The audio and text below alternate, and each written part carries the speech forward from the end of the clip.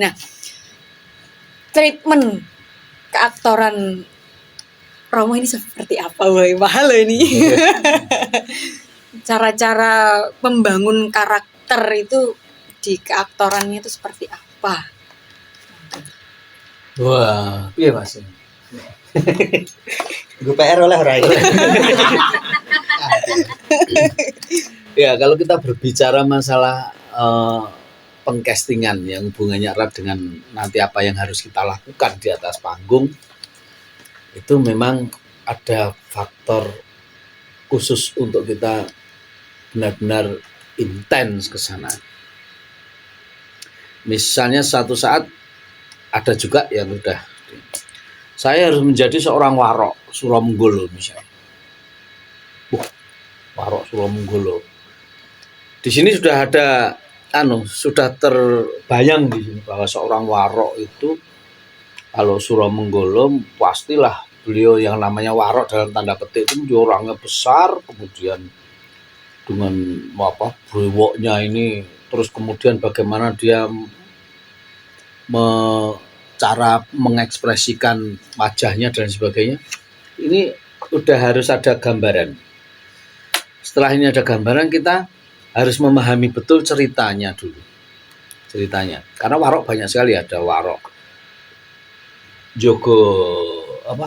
Jogorogo, ada warok Suromenggolo, warok Surabangsat, Suragentron dan lain sebagainya. Ini beda-beda karakternya. Ada juga yang dulu Empu Pakuwojo, itu juga seorang warok sebenarnya, tapi dia seorang empu. Nah, ini sebenarnya kita bisa, kalau dulu seperti apa sih? Kalau tidak ada dokumennya, misalnya kita bisa tanya. Jadi seorang warok itu harus gagah budi dur. Tapi Mas Taufik atau orang yang berpostur sedang misalnya, itu bisa kelihatan besar bagaimana. Iki loh sehingga yang susah kita, bagaimana bisa kelihatan besar. Ini dari segi rias, dari segi harus benar-benar kita pahami betul.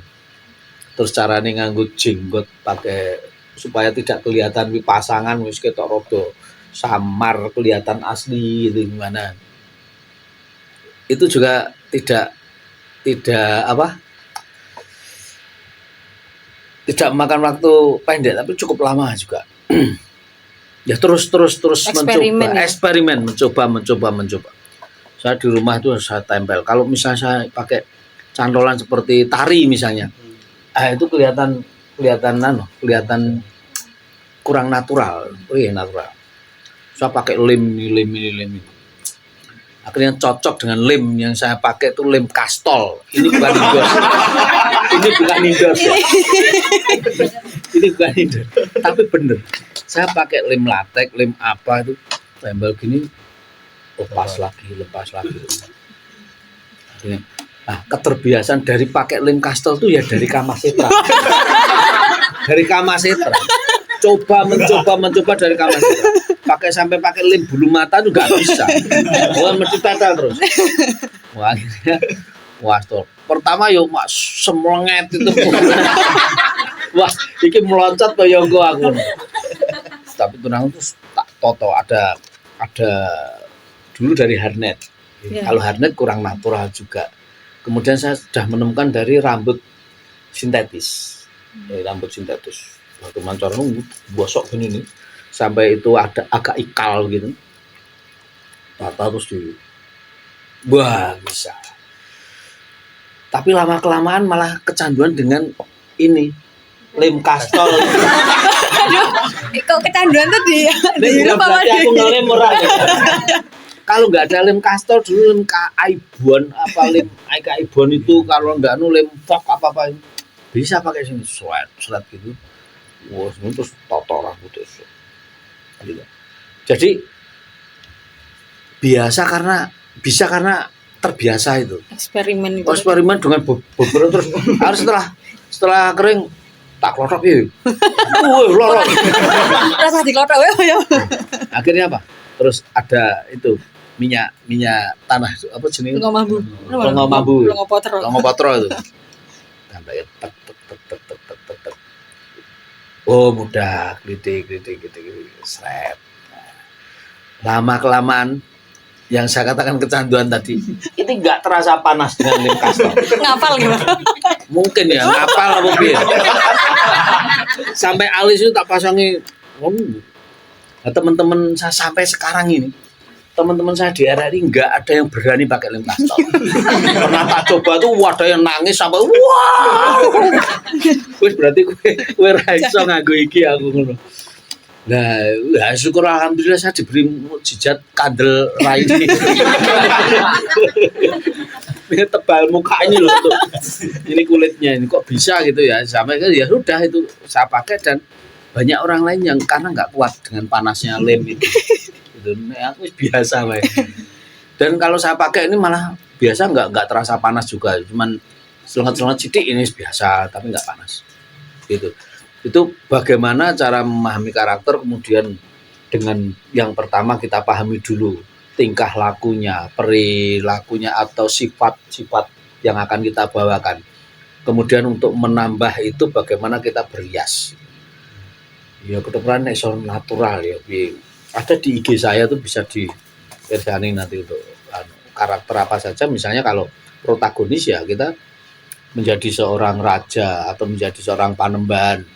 Misalnya ceritanya Bedah Mediun, saya harus menjadi penembahan Ronggo Jumeno misalnya. Dengan kearifan, dengan bagaimana saya harus mempertahankan Madiun ini supaya tidak dengan pasukan Mataram, bagaimana. Kemudian waktu saya jadi Hadiwijoyo waktu ini memang berbeda-beda. Tapi yang jelas kita harus taat dengan karakter yang kita bawakan. Kita membawakan sebuah karakter tidak harus sama dengan yang orang yang saya idolakan misalnya. Pakai ngono. Ah ning aku ngene iki, wajahku ki ra padha karo kae. Ning aku kudu saya harus bisa menjalankan casting ini. Wah, akhirnya juga ini rada sombong sithik. Mungkin saja lebih baik kita daripada beliau. Karena beliau nggak kuat lem kastel, aku kuat. Menang lem ya. Pokoknya mergo lem kastel ya apik. Nah, nek bapaknya wah memerankan seorang Warok Srombol bagus nih. Ning lak corekan tok ora nganggo jodoh. Aku tak tambah mergo raiku cilik ya ta. Tak tambah luwih brewok ono mententeng ngene iki luwih nah itu. Kuat karakternya ya. Heeh, mergo kastel. Ilmu mahal loh ini. Perjalanan panjang artinya yang dapat kastel aja. Saya dicoba ya. Ya bisa dicoba kalau mau kesakitan sih. Jadi sebagai aktor tuh sebenarnya ya nggak cuman aku untuk naskah, aku moco naskah, oh ya wes tak main ke jadi punya tanggung jawab sendiri untuk Tanggung jawab. Belum itu nanti ke dialognya.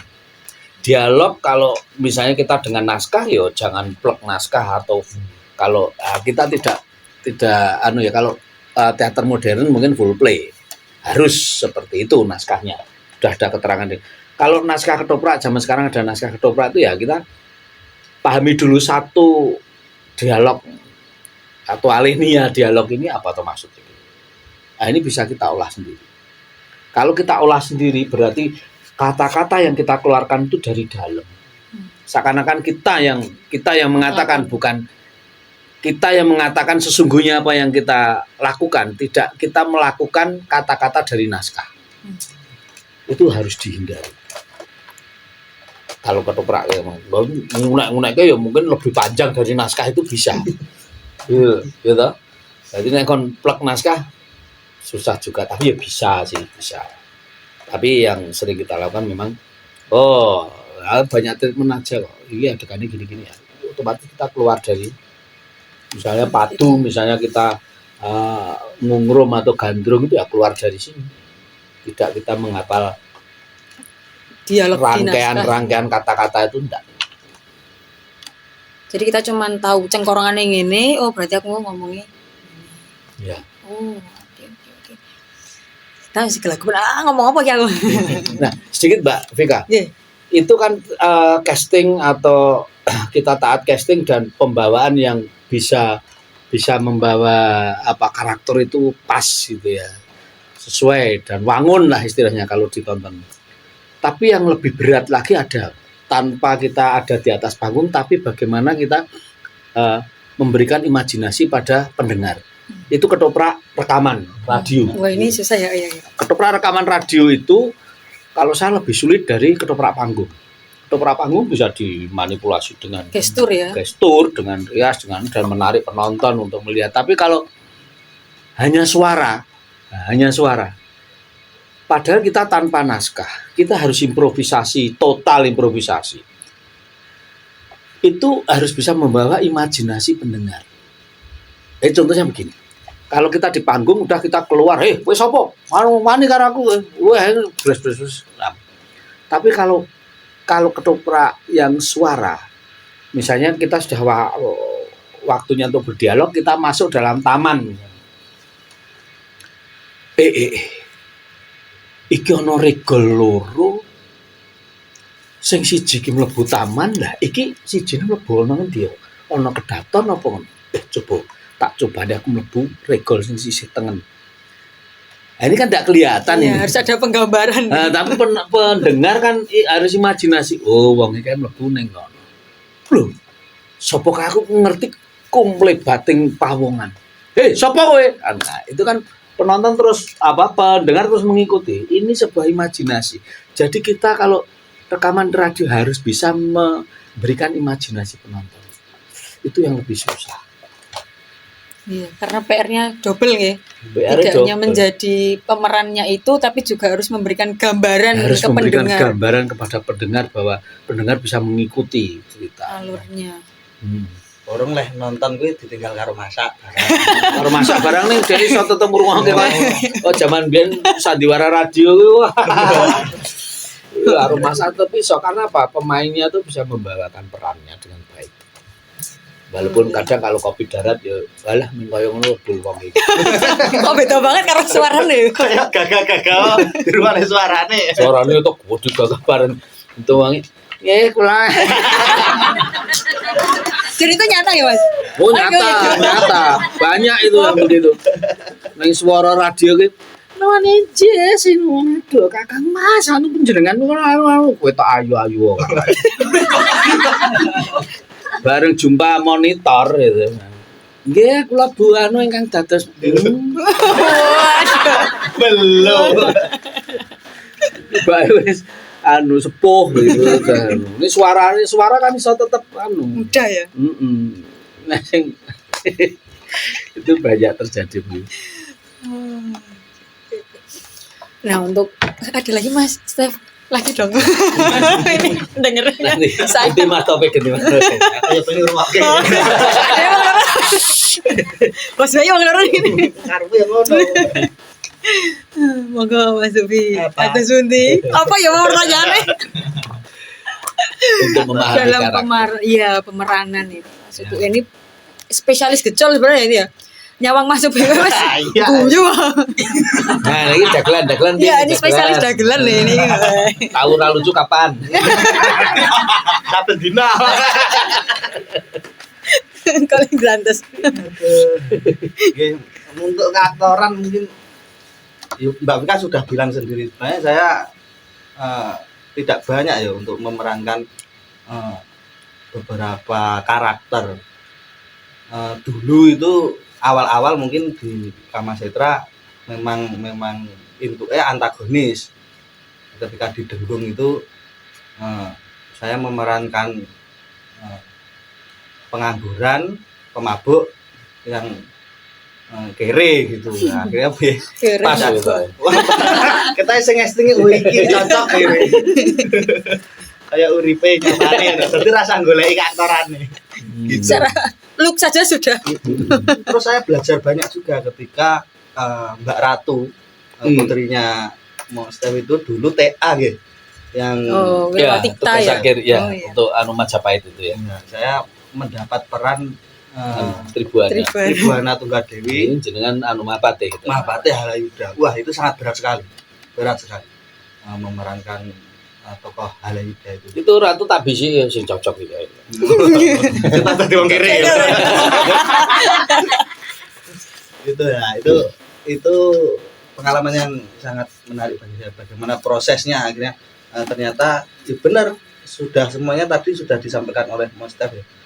Bagaimana kita riset mengenal siapa Halayudha itu. Kalau ada beberapa referensi tentang tokohnya itu lebih mudah, tapi kesulitannya bagaimana personal kita ngoyake. Nek tokoh fiksi mungkin itu kita bisa menggambarkan sendiri. Tapi Bebas kalau ya. Sejarah mengambil Warok, Suromenggolo seperti tadi, itu kan kita bisa riset bagaimana beberapa orang memerankan tokoh ini, terus dari bacaan novel dan lain-lain itu kan kita bisa cari tahu dedeke seperti apa, penggambaran wajahnya seperti apa. Kalau saya itu ada 3 kemungkinan ya. Nek untuk keaktoran itu psikis, terus fisik sama sosialnya. Jadi psikologinya seperti apa, fisiologisnya seperti apa, sosialnya seperti apa. Nah, nek saya risetnya itu 3 itu, terus kita kembangkan diri untuk memerankan karakter itu. Terus apa lagi ya? Rias tadi sangat mendukung. Nah itu makanya di Kamasetra syukur alhamdulillah juga teman-teman sing dralai berangkat dari teater tradisi bisa ikut di Ramayana, bagaimana mengeksplorasi rias dari teman-teman yang belajar saka buta terus dari Ratu Sabrang, itu kan bisa dieksplorasi. Nanti ada dari alumni atau kakak tingkat sing iki ngene atau kita melihat langsung mesti nek dadi Indrajit iki ora kudu akeh coretane ning Kuat ya. kuat karakternya. Itu sulit itu Betul. perlu waktu yang sangat panjang. Terus tadi bagaimana melewati banyaknya lem tadi. Iya. Eksperimen lem itu tadi. Eksperimen lem itu. Sehingga mendapat kenyamanan Iya, lem. dan saya melihat sendiri Lem. di postingan beliau itu memang ketika Warok Suromenggolo kamu bisa beneran hidup. Nah, itu kan berarti keaktoran itu tidak hanya timbul dari bagaimana kita menjiwai, tapi kemasannya kita juga dari rias, terus busananya itu harus belajar juga, aktor juga harus belajar di situ juga nih Pak. Iya. Tidak hanya di personalnya untuk dedeke piye, terus Explore ya. eksplornya itu wah luas sekali. Betul. Dan Mbak Vika pastinya lebih paham itu. Pasar merem-merem ini. Karena saya tidak banyak memerankan di situ.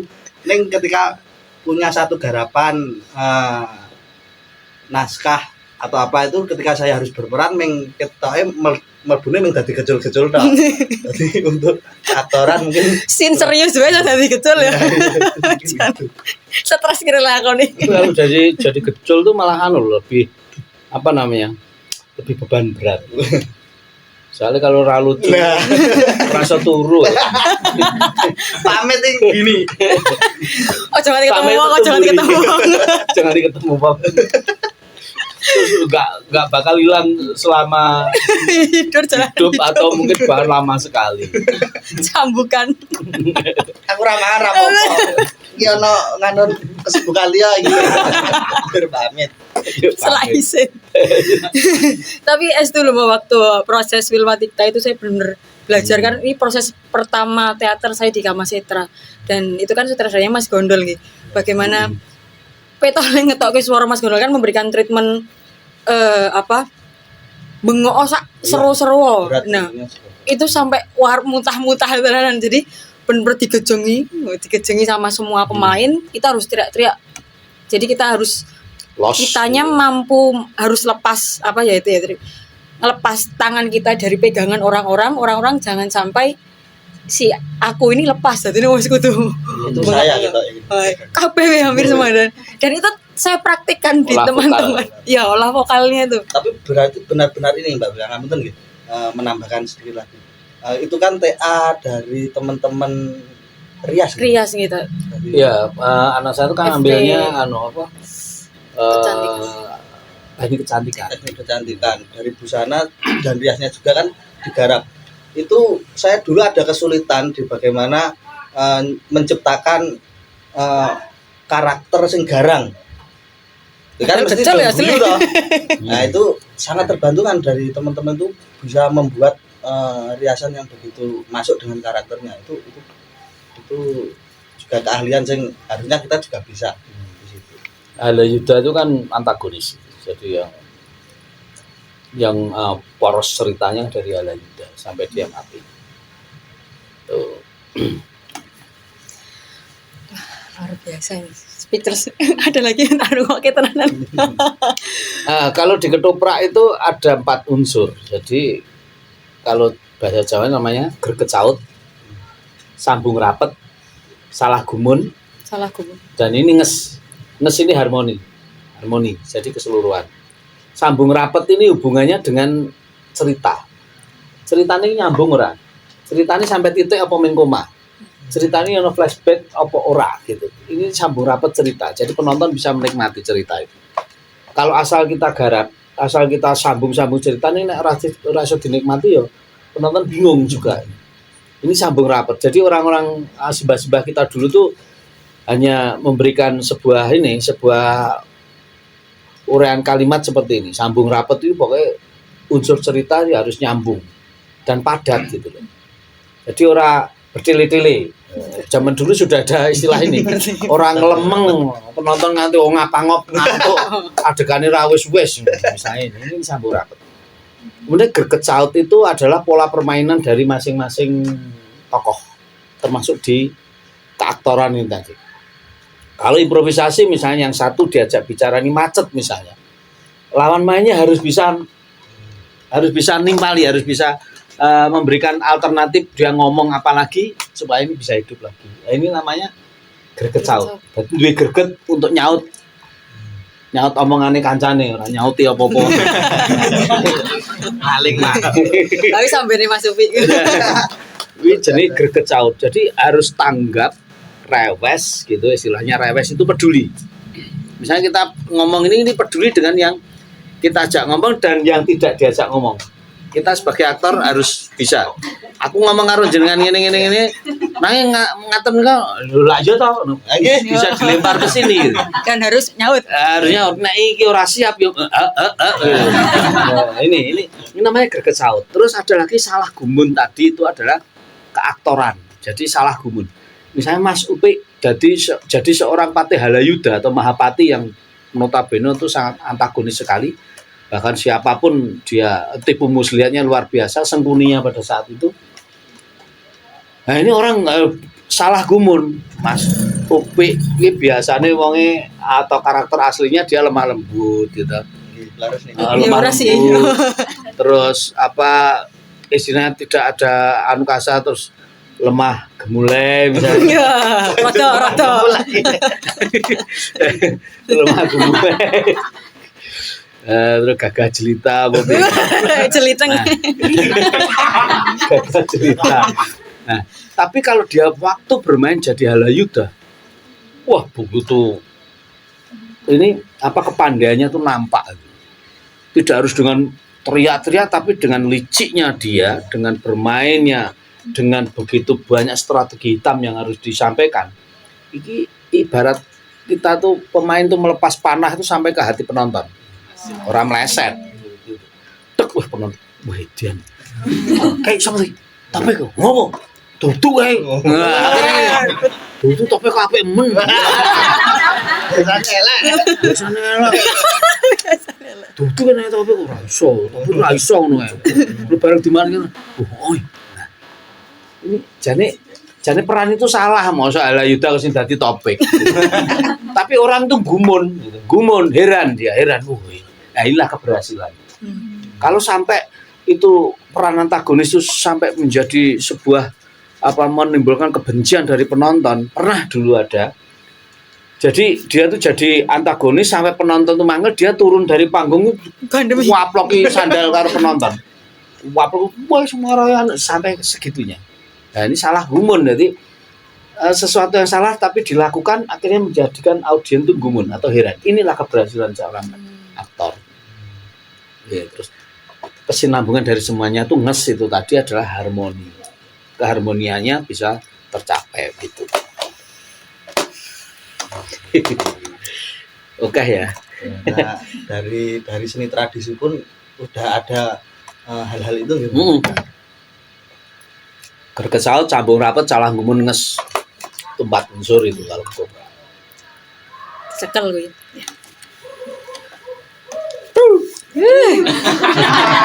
Langsung mikir berarti gini. Ya. Sudah panjang sekali ini tapi tidak terasa. Mungkin terakhir banget. Rasanya tidak rela untuk melepas Mas Tep dan Mas Upi.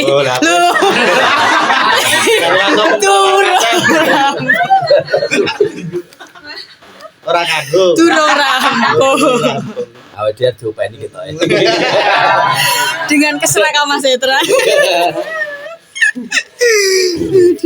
Tekan ngendi iki, Bang?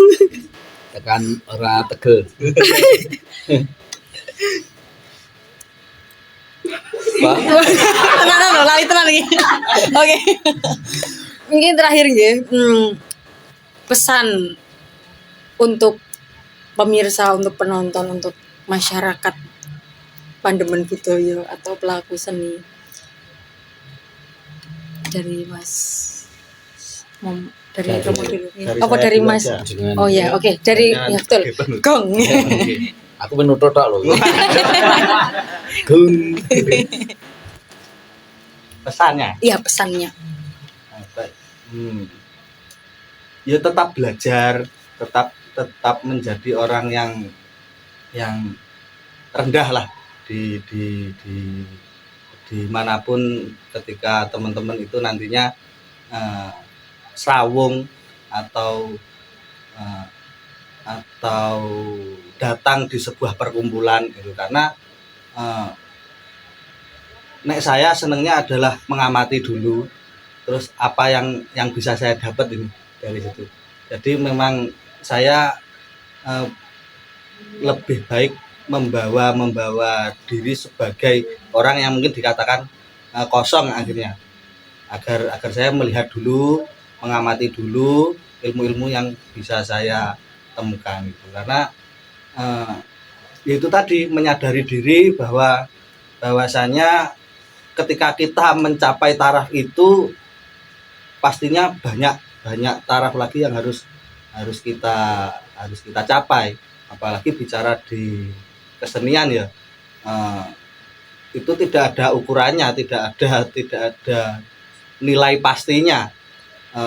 Ketika kita sudah bagus ini di sebuah pementasan di sebuah tempat, terus pementasan itu kita pentaskan lagi nih di tempat lain, belum tentu itu euforianya sama dengan yang pertama. Nah itu memang sangat sulit memahami dinamika penonton dan kesenian ini. Sangat beragam penilaiannya. Kita tidak bisa menentukan kesuksesan, kita tidak bisa menentukan capaian kita tidak bisa menentukan taraf angka 100 di dalam diri kita ketika berproses. Jadi ya tetap menjadi rendah, tetap berproses, tetap ngoyake, dan liarlah, menjadi liar, tapi jangan melupakan untuk mengenal orang-orang yang sudah terjun di bidang kesenian interdisiplin lah, baik teater, ketoprak, tari, rupa, sastra, dan lain-lain, itu sebagai bekal teman-teman. Karena kalau bicara masa kini semakin banyak kesenian-kesenian yang akhirnya interdisiplin, banyak pameran yang akhirnya melibatkan teman-teman seni pertunjukan juga, begitupun sebaliknya. Nah itu makanya jangan mengkotak-kotakan diri, tetap belajar, tetap rendah, menjadi orang yang membaur, terus semangat untuk ngoyake, berproses, jangan sampai berhenti. Nah, karena sebenarnya setiap proses walaupun tadi sama pementasannya, belum tentu apa yang kita dapatkan juga sama nih, karena setiap proses itu pasti ada hal yang kita dapatkan gitu ya. Mantap. Monggo Romo. Oke. Bagus sekali tadi, karena sebuah pertunjukan itu adalah sebuah karya yang dinamis. Jadi beda tempat beda rasa, beda tempat mungkin beda suasana gitu. Semuanya faktor apapun bisa mempengaruhi. Jadi mungkin yang mempengaruhi bisa pemainnya, ada yang kalau kemarin fit semua, ada yang ini sekarang sakit misalnya, ada yang izin, itu mempengaruhi. Ini beda dengan karya karya lukis. Sekarang dilihat gitu, pameran lukis sekarang dilihat, besok bulan lagi dilihat, tetap gitu, kondisinya sama, tidak akan berubah. Karena kalau seni pertunjukan memang kondisional sekali. Nah, untuk saya juga menggarisbawahi dari Mas Taufik tadi, tetaplah terus berproses karena proses itu tiada akhir.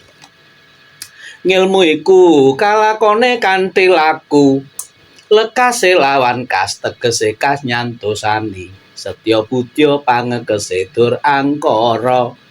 Ilmu itu kalakone kanthi laku. Jadi sebuah ilmu itu tidak akan bisa kita dapat kalau kita tidak bergerak.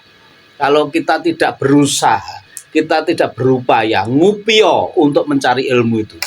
Ilmu itu kita dapatkan sebanyak-banyak mungkin, tidak akan ada habisnya. Semakin kita tahu, semakin kita lebih merasa kurang. Semakin kita tahu, semakin kita lebih merasa kurang pintar.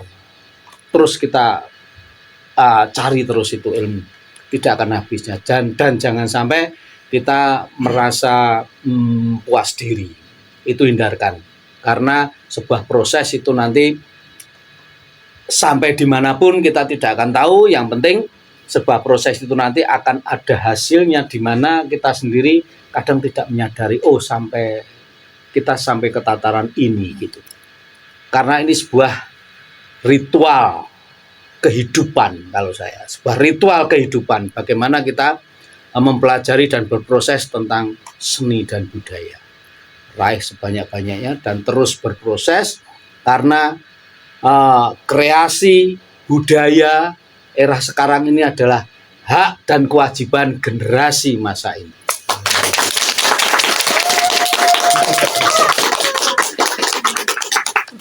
Gitu. Mungkin ini tadi pesan, dan mungkin ada closing statement lagi untuk menguatkan bahwa kebudayaan itu menjadi tanggung jawab kita.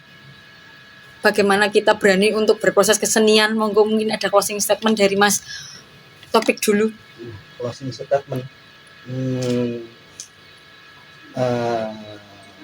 Ya tadi berproses. Oke. Berproses ya, kudu semangat berproses, membawa gelas kosong di setiap prosesnya. Gak usah nih kono jaluk teh. Rumah ora nang. Dari monggo. Nilai-nilai budaya itu adalah kepunyaan kita, hak milik kita.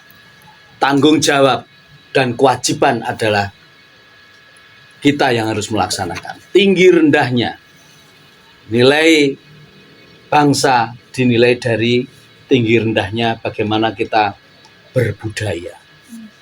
Kemudian kita jangan berteriak kalau hasil kebudayaan kita diklaim oleh bangsa lain, sementara kita sendiri tidak peduli atau tidak care kepada kebudayaan itu sendiri, atau kita tidak ngopeni pada seni budaya itu sendiri. Kewajiban kita bersama, kita bertanggung jawab bersama sekarang dan selama-lamanya. Luar biasa. Oke. Ada pertanyaan dari penonton? Wah, ora padahal. Karena mungkin sudah cukup, kita akan lanjutkan di season berikutnya. Oke. Terima kasih matur nuwun Rama wit rawuhipun. Sampun ngalodhangaken wekdal. Mas Taufik ugi matur nuwun sampun ngalodhangaken wekdal sharing-sharing ilmu. Oke, pemirsa. Cukup sekian dialog seni pada kesempatan kali ini, dan jangan lupa untuk like video ini, subscribe video ini, dukung channel YouTube Kamasetra supaya channel YouTube Kamasetra semakin bermanfaat baik untuk Kamasetra sendiri ataupun untuk umum keseluruhan pandemen budaya. Cukup sekian dari saya, kurang lebihnya mohon maaf. Wassalamualaikum warahmatullahi wabarakatuh. Waalaikumsalam warahmatullahi wabarakatuh. Aduh,